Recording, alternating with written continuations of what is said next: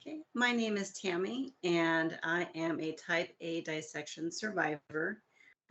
Before my type A dissection, I was working full time, working from home, trying to stay healthy, but I didn't eat very well. I tried to exercise, my weight would go up and down because we do have a history of bad health on my dad's side. So mainly I just sat all day, try to get on the elliptical, um, and get that in, once a day. I also am a single mom, and let me see.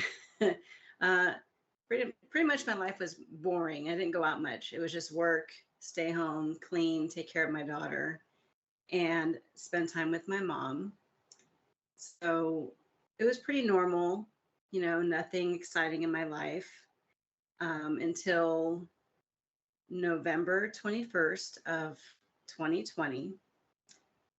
My then boyfriend and I went Christmas shopping, and I was waiting for my appointment for my COVID test because 2 days prior, I just came back from a business trip from Southern California. So we were out and about, and then we came home for lunch because my appointment, I believe, was around 1 or 2 o'clock in the afternoon.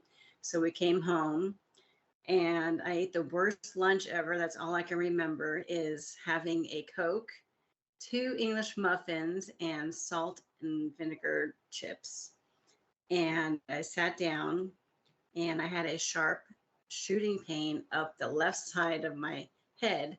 I felt it through my tooth, went to the top of my head, and I felt my chest hurt. My back was hurting. I fell down to the floor, crouching down, and I was in pain. And my boyfriend was like, "Are you okay?" I said, I hurt. It hurts so much. And at that time, my daughter was home with her friend.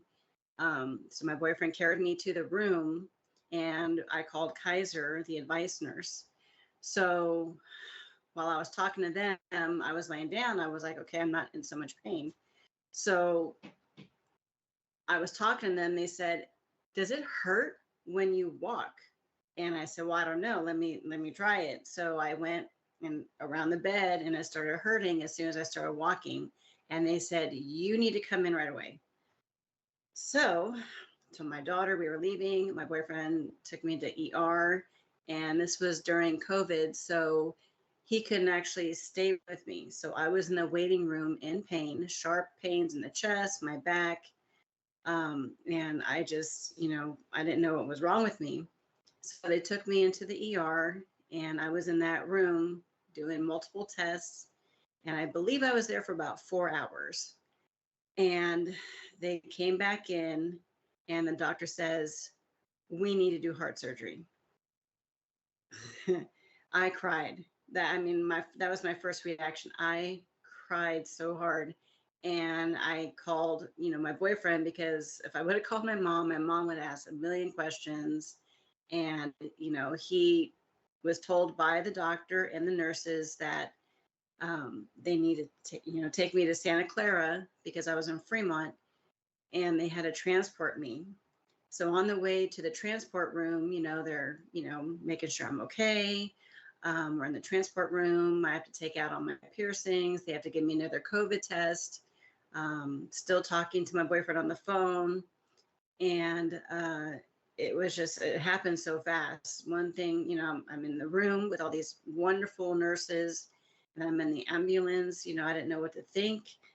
And next thing I know, I'm being wheeled into Santa Clara, and there's Dr. Lee, my surgeon, with his team right behind him. And I remember him saying, "I will be, your doctor, and this is my team. We're going to be working on you."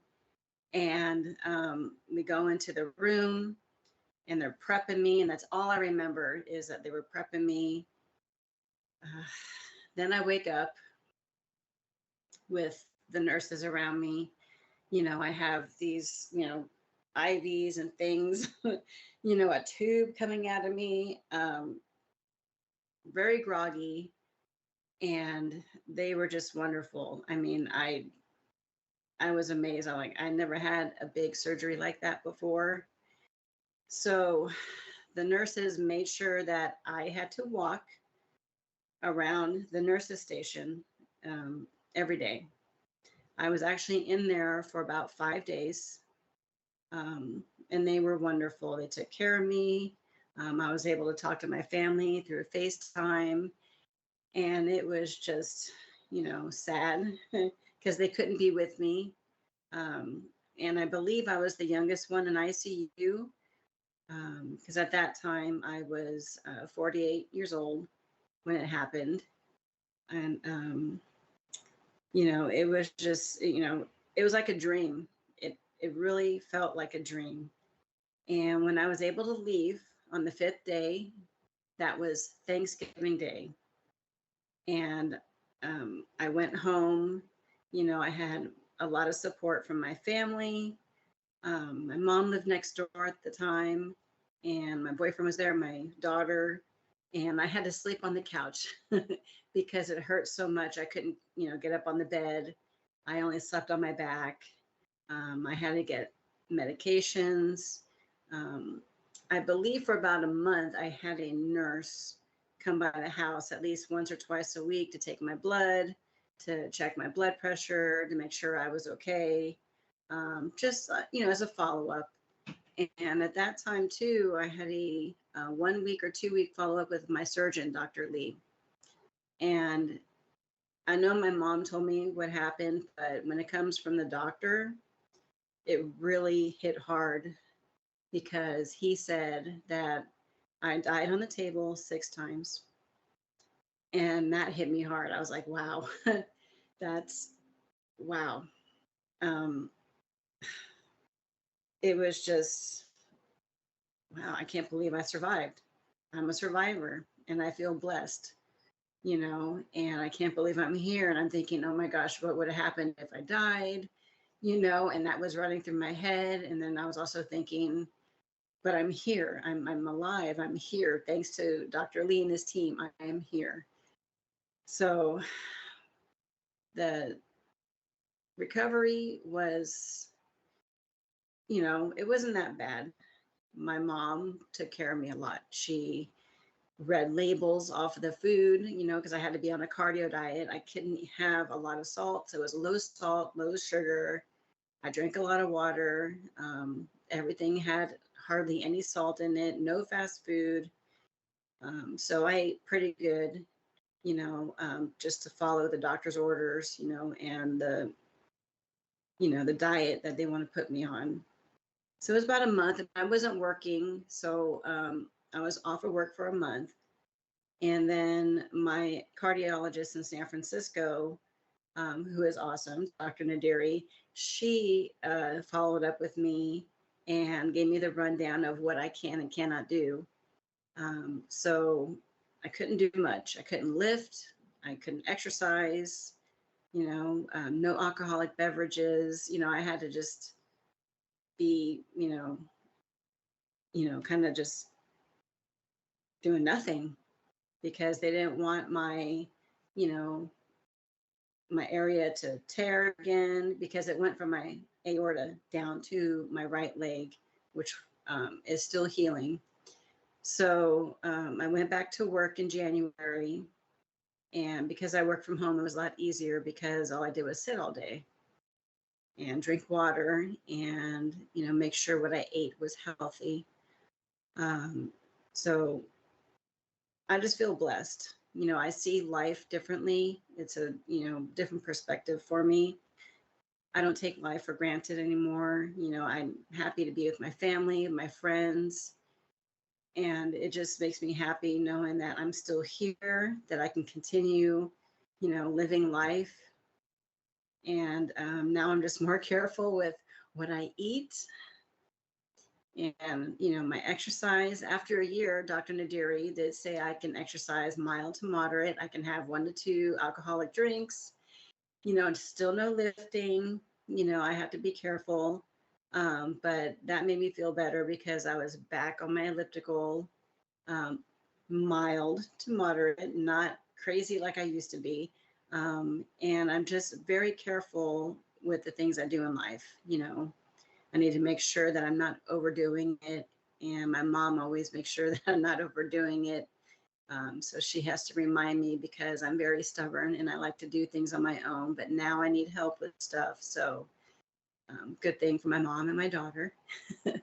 um, I don't know. And this was just out of the blue. It's apparently it wasn't genetic. I did get genetics testing, and they said, you know what? We don't show it in your genetics. Don't know what happened. It just came up. And then maybe about 6 months later, they came back and said, oh, we found something.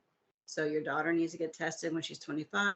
Your siblings and your parents need to get tested because something came up in the genetics testing that shows that there's something there. So now I'm worried about them because I don't want them to go through what I went through, because it is scary. I don't wish that upon anybody, but I have a beautiful scar that I'm very proud of. And I love telling the story, how it just happened. And now I'm here and I'm living life and I'm so happy.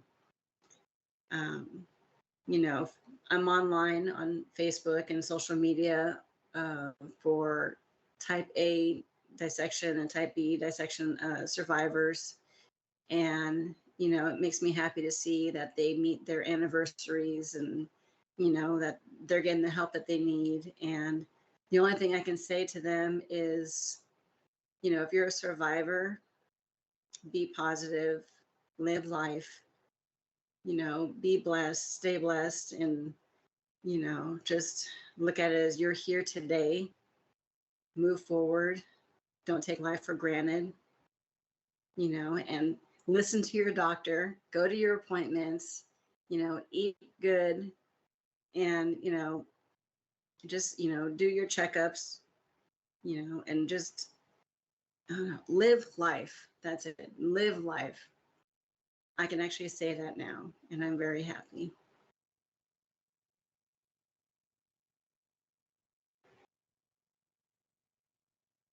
Huh? Oh, and I want to say thank you to everyone for listening. I really appreciate it. And, this means a lot to me, and I want to, thank the Aortic team for this. I love sharing my story, and I hope it, helps somebody else.